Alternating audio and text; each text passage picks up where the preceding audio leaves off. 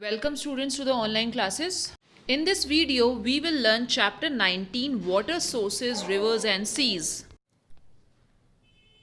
Students, chapter 19 Water Sources, Rivers and Seas. Students इस वाले chapter में आप लोग रिवर्स एंड सीज के बारे में पढ़ोगे. द लोकल वाटर बॉडीज़ यानी कि आपके आसपास स्टूडेंट कोई वाटर बॉडी क्या प्रेजेंट है. आप अपने आसपास ये सब चीज़ें जैसे देखते हो. सपोज़ किसी के घर के पास में हो कोई बड़ा सा टैंक, कोई पॉन्ड या कोई कैनल या फिर कोई रिवर.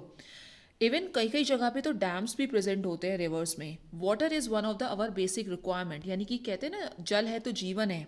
तो वाटर हमारा एक सबसे बेसिक रिक्वायरमेंट है जो सबको चाहिए. ठीक है. Therefore it is quite natural that people look for a water body in their neighbourhood. इसलिए ये बहुत ज़्यादा नेचुरल हो जाता है कि लोग अपने आसपास कोई वाटर बॉडी को तलाश करते हैं कि देखते हैं. Reverse our main source of drinking water. Students, हमने इससे प्रीवियस वाले चैप्टर में ये पढ़ा था कि सिर्फ 1% ऑफ जो ड्रिंकिंग वाटर है वो हमारे किन वाटर बॉडीज़ में प्रेजेंट है. It is present in the form of reverse में, लेक्स में, पॉन्ड्स में प्रेजेंट है. तो जो रिवर है वो हमारा सबसे एक इम्पॉर्टेंट मेन सोर्स है साफ पानी का. ठीक है.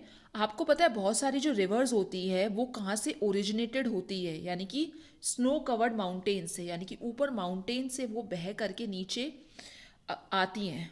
ठीक है. समर में क्या होता है बच्चों, जब गर्मियाँ होती हैं जो स्नोज वाले जो माउंटेन्स होते हैं ना वो मेल्ट होते हैं. और उसकी मेल्ट की वजह से क्या होता है कि जो पानी होता है उन रिवर तक वो नीचे पहुंचता है, यानी कि वो आइस, वो स्नो मेल्ट हो करके फिर नीचे रिवर में पहुंचेगा.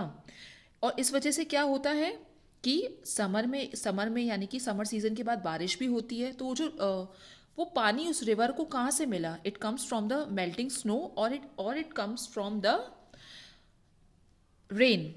ठीक है. तो इसलिए जो रिवर होती है वो फुल ऑफ वाटर होती है इस सीजन में, क्योंकि उनको दोनों सोर्स से पानी मिल रहा है.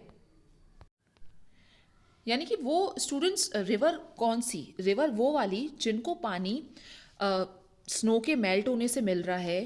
तो हम उन रिवर्स को क्या बोल देंगे, स्नो फेड रिवर्स, यानी कि they get water from the melting snow. ठीक है.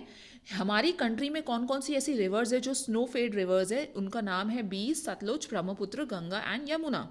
ये सारी क्या है, स्नो फेड रिवर्स. इनको जो पानी मिलता है वो थ्रू आउट द मिलता रहता है और इनका पानी खूब भरा हुआ होता है. अब हम बात करेंगे उन रिवर्स की जो बच्चों सिर्फ रेन पे डिपेंड होती हैं.